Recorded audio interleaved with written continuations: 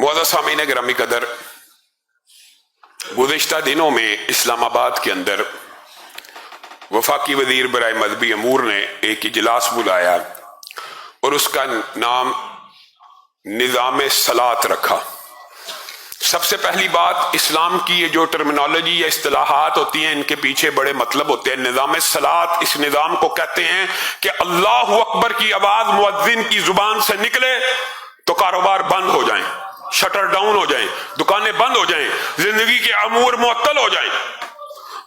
अब्दुल्ला इब्न मुबारक के सामने जो उनका हमसाया रहता था उसके बारे में यही बात मिलती है कि जब पूछा गया उसकी बीवी से, एक आलिम दीन ने कहा मैंने देखा जन्नत में ये लुहार अब्दुल्ला इब्न मुबारक के साथ है जन्नत में, मुझे बता वो क्या अमल करता है। कहती है मुझे ज्यादा नहीं पता, मुझे बस ये पता है कि जिस वक्त मुअज्जिन अल्लाहु अकबर की सदा देता था, अगर उसका हथौड़ा लोहा कूटते हुए गर्दन से पीछे होता तो ये हाथ एक सेकंड के लिए आगे भी ना आता, वो हथौड़ा वो पीछे छोड़कर नमाज के लिए चल पड़ता।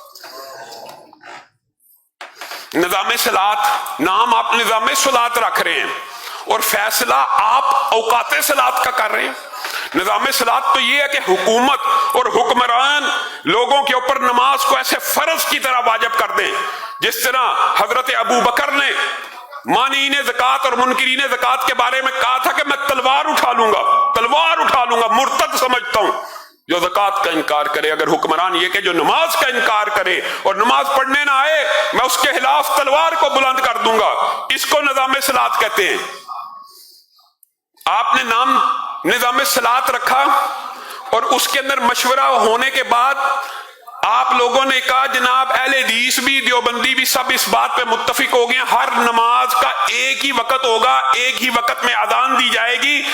इसके बारे में ये बज़ाहिर बड़ा खुशनुमा आपको नजर आएगा और मौलवियों को क्या इतराज है। सबसे पहली बात मैं वजीर मौसूफ से 10 बस्ता ये बात कहना चाहता हूं कि आप कम से कम कोई भी ऐसा फैसला उलमा से रुजू किया करें, उलमा से बात किया करें। ये आपके जहन की गलत फहमी और खाम ख्याली हो सकती है कि अलग अलग वक्त में नमाज पढ़ना इख्तलाफ है। ये दिमागी मरज किसी शख्स का हो सकता है, जिस तरह ये दिमागी मरज बात चांद देखने वालों का भी है कि पूरी दुनिया में एक ही वक्त चांद होगा तो ये इत्तेहाद उम्मत है। ये इत्तेहाद उम्मत नहीं है, ना रसूलुल्लाह को ना दीन को मतलूब है। और आपकी ये जो कज फहमी है कि एक ही वक्त में नमाज हो तो शायद ये इत्तेहाद है और ये फिरका वरीयत के खिलाफ एक बड़ा मुस्तहसन अमल है। तो आप ये अपनी कज फहमी का इलाज कीजिए, इसको दुरुस्त कीजिए, उलमा से राय लीजिए, आप उलमा से पूछ लीजिए। रसूलुल्लाह सल्लल्लाहु अलैहि वसल्लम के पास 2 वफद आए थे और रसूलुल्लाह सल्लल्लाहु अलैहि वसल्लम ने उस वफद को पहले दिन सारी नमाजें अव्वल वक्त में पढ़ाई और दूसरे दिन सारी नमाजें आखिरी वक्त में पढ़ाई। और क्या हुक्म दिया, इस वक्त से इस वक्त के माबैन इन नमाजों का वक्त है, जिस वक्त को मर्जी इख्तियार करो। इबादत के अंदर यह कदगन लगाना कि आप इस ही वक्त नमाज को अदा करेंगे और इस ही वक्त को अदान देंगे, ये इंसान के बुनियादी हकूक के भी खिलाफ है।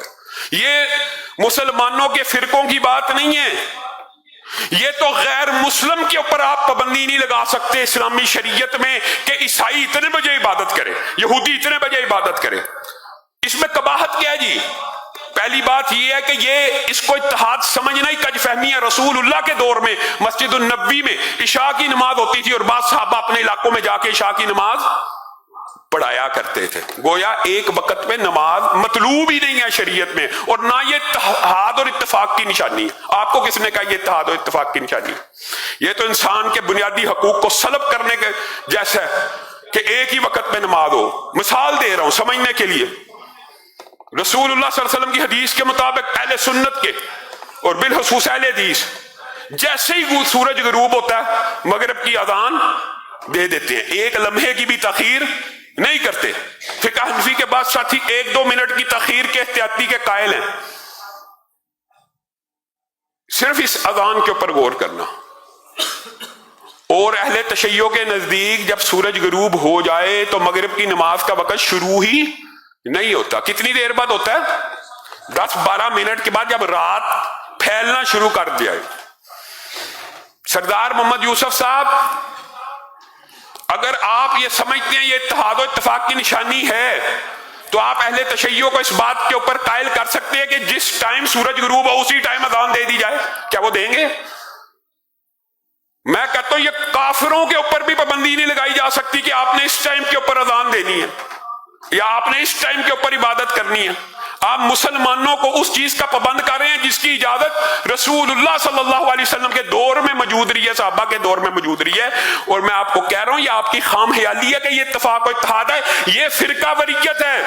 وجہ میرے نزدیک، میرے مسلک کے نزدیک، ظہر کی نماز کا وقت جس وقت شروع ہوتا ہے تو جیسے ہی شروع ہو اذانیں دے کے سب سے پہلا کام جو فرض واجب ہو جائے اس کو ادا کیا جائے۔ اور ہمارے دیوبندی بریلوی بھائی جو ہیں احناف کے نزدیک وقت ہو بھی جائے تو اس کو مؤخر کر کے کچھ وقت کے اندر داخل ہو کے کچھ تاخیر سے اذان دی جائے۔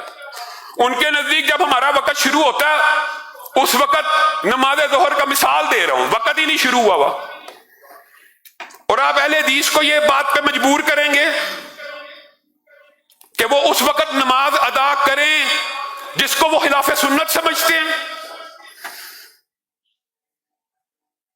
مجھے ایک بات بتلائیے، آپ یہ بیان بھی دیتے ہیں جی اہل حدیث نے تائید کر دی، دیوبند نے تائید کر دی، یہ بات یاد رکھیے گا۔ جس طرح مولانا فضل الرحمان، مولانا حنیف جلندری، مولانا احمد لدھیانوی، اگر آپ ان کو مائنس کر کے یہ سمجھتے ہیں کہ دیوبند مکتبہ فکر کی تائید آ گئی ہے تو آپ کی خام خیالی ہے۔ بعین اسی طرح چند سرکاری اور درباری مولویوں کو جو آپ کے تنہا یافتہ ہیں ان کو اپنے ساتھ بٹھا کے آپ سمجھتے ہیں یہ اہل حدیث کی تائید آ گئی ہے۔ اہل حدیث کا موقف اور تائید صرف اہل حدیث کا نقطہ نظر اور موقف وہ ہوگا جو قرآن و حدیث کا موقف ہے، اور وطن عزیز کے اندر اہل حدیث کا نمائندہ موقف وہ ہوگا جس کے اوپر جمعیت اہل حدیث پاکستان تائید اور تصدیق کی مہر کو ثبت کرے گی۔ آپ جمعیت اہل حدیث کو مائنس کر کے یہ سمجھتے تائید ہو گئی ہے، نہیں مانتے، اور جن کے موقف کو آپ سمجھ رہے ہیں یہ تائید ہے ان کا موقف ہی کوئی نہیں۔ بھائی سرکاری اور درباری مولویوں کا بھی کوئی موقف ہوتا ہے، ان کو تو تھمایا جاتا ہے بھائی آپ نے یہ موقف پیش کرنا، ان کا کیا موقف ہے؟ ان کا کوئی موقف نہیں ہے۔ نظام صلاۃ کی جو اصل روح ہے وہ یہ ہے کہ نماز قائم ہو اور وقت کا جو تنوع ہے وہ مفید ہے امت کے لیے۔ میری نماز ایک مسجد میں باجماعت رہ جاتی ہے، آپ کو مرد کی باجماعت نماز کا ہی پتہ نہیں ہے۔ مسلمان مرد کے اوپر مسجد کے اندر باجماعت نماز فرض ہے، اذان ہو گئی ہے، ایک مسجد میں نماز ہو گئی ہے، کہاں پڑھنی ہے نماز؟ تو بھائی دوسری مسجد میں بھی وقت ہے، چلے جاؤ۔ ایک جگہ سے جماعت فوت ہو گئی ہے تو دوسری جگہ جا کے پڑھ لو، پورے کا پورا اجر و ثواب مل گیا۔ یہ جو تنوع ہے یہ امت کے لیے مفید ہے۔ آپ کی عقل عجیب ہے، اصل بات کچھ اور ہے۔ یہ خوشنما ٹائٹل دکھا کے جو اصل گرد و غایت ہے وہ نیچے لکھی ہوئی ہے۔ نظام صلاۃ رائج ہو جانے کے بعد، اور یہ بھی عقل کی کتنی کمی ہے، نمازوں کے اوقات کس کے ساتھ متعین ہے؟ سورج کے ساتھ۔ اور لاہور میں جس وقت سورج غروب ہوتا ہے کیا اسلام آباد میں بھی اسی وقت ہوتا ہے؟ کیا کراچی میں بھی اسی وقت ہوتا ہے؟ اور یہ کیسی خام خیالی آپ کے دماغ میں آ گئی؟ پورے وطن میں ایک وقت میں نماز، یا ایک شہر میں ایک وقت میں، یہ مطلوب ہی نہیں ہے شریعت کو، یہ شریعت کا مقصود ہی نہیں ہے۔ اور جس کو آپ اتحاد سمجھتے ہیں وہ آپ افتراق کی بنیادیں اور بیج بو رہے ہیں۔ سب سے پہلے اہل تشیع کو منائیں کہ جس وقت اہل سنت مغرب پڑھتے اذان دیں گے، اور یہ اسلام کے بنیادی حقوق کے خلاف ہے، آئین پاکستان کے خلاف ہے۔ عبادت کا حق ہر شخص کو اس کی مرضی کے مطابق، اس کی وقت کے مطابق اختیار ہے۔ اس علاقے یہ بازار کی مسجد ہے، اس کو اختیار ہے یہ عشاء جلدی پڑھ کے گھر چلا جائے۔ یہ کالونی کی مسجد ہے، اس کو اختیار ہے کہ لوگوں نے کاروبار اور تجارت سے آنا، یہاں پہ تاخیر کر کے عشاء کی اذان ہوگی۔ یہ کمیونٹی نے خود فیصلہ کرنا ہے، یہ کمیونٹی کا فیصلہ ہے۔ اور اس میں کوئی آج تک بتائیے، اچھا یہ نا ڈکوسلے ہوتے ہیں، یہ لوگوں کو ایسے پیش کیا جاتا ہے جیسے اس وجہ سے امت میں نماز کی اوقات کی وجہ سے امت میں کوئی اختلاف ہے۔ کوئی اختلاف نہیں، اختلاف ہے ہی نہیں سرے سے۔ اس کو مجتمع کرنا ہے، اس کے اوپر اتفاق پیدا کرنا جہاں پہ اختلاف ہے ہی نہیں ہے، اور جہاں اختلاف حقیقی موجود ہے کہ صحابہ کی گستاخی نہیں ہونی چاہیے، وہاں پہ گنگے بن کے بیٹھے رہیں گے۔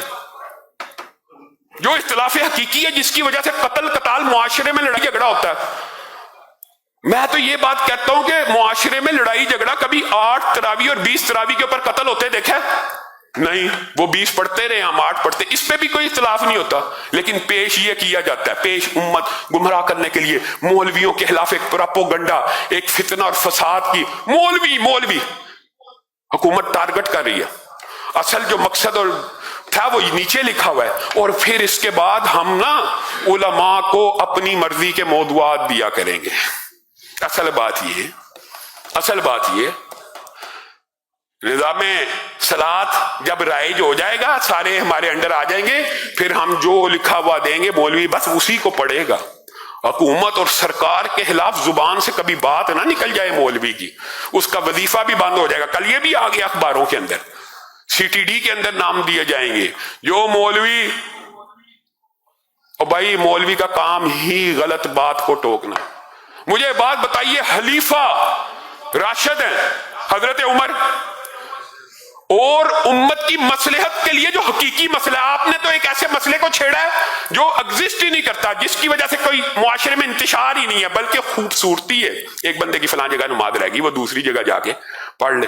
حضرت عمر نے ایکچوئل مسئلے کو جب دیکھا نوجوانوں کی شادیاں نہیں ہو رہی تو خطبہ دے دیا، لا تغالوا فی مہور النساء، اللہ کے بندے ڈر جاؤ، اللہ کے بندوں ڈر جاؤ، اپنی عورتوں کے جو مہر ہیں ان کو اتنا نہ بڑھاؤ، عورتیں اپنے مہروں کو کم کریں، میں عمر ہوں، آرڈیننس ہے، خلیفہ راشد ہے، عورت اسی خطبے میں موجود ہے، حضرت عمر کو پکڑ کے کہتی ہے وَآتَيْتُمْ إِحْدَاهُنَّ قِنْطَارًا، عمر تو کہتا ہے مہر کی رقم کو اتنا کر دیا جائے اور اس سے زیادہ نہیں ہونی چاہیے۔ اللہ کہہ رہا ہے اگر مہر ایک پورے کا صرف ڈھیر سونے جواہرات کے بھی مہر ہو، آپ مہر کو کیسے محدود کرتے ہیں؟ تو حضرت عمر نے کہا جس چیز کی اللہ اجازت دے میں محدود نہیں کر سکتا۔ سردار محمد یوسف صاحب، جس چیز کی اللہ نے، رسول اللہ نے اجازت دی ہے کہ اتنے وقت سے لے کے اتنے وقت میں نماز پڑھی جا سکتی ہے، اس کو آپ ایک وقت میں مقید نہیں کر سکتے، اور نہ یہ مسئلہ ہے۔ ہاں، جس چیز کے آپ پابند علماء کو کرنا چاہتے ہیں اس چیز کے اوپر بات کیجیے کہ اخلاقیات کیا ہونی چاہیے، ضابطہ اخلاق کیا ہونا چاہیے۔ علماء گفتگو اور تقریر کے اندر ایک ضابطہ اخلاق، ایک نمونہ، پہلے بھی ہم نے پیغام پاکستان کو سپورٹ کیا، تکفیر کے فتووں کے خلاف بات کی ہے، پہلے بھی کی ہے۔